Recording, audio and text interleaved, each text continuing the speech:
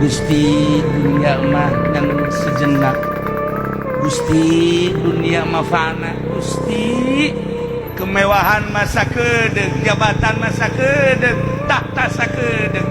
Tetapi ia setelah mati, setelah wafat kumaha, ingat kadauhan Kangjeng Nabi, kun fi dunya ka'annaka qaribun aw 'abir sabil.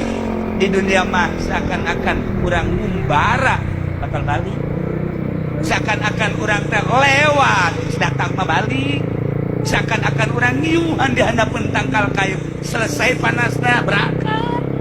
Itulah di dunia malam iya teh kurang merenung ngaji, tapi merenung ngaji maluhur teh merenung lebih luhur dibanding ngaji. Merenung adalah tafakur. Tafakur kurang teh aya tafakur sorangan, aya tafakur babarengan. Ikan orang bertafakur karena kerbabarengan tapi tafakurna dituntun.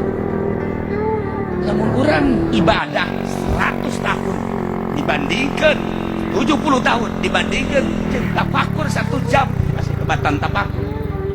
Hehehe, numantak kurang ya, diuk diajak tafakur ke bawah.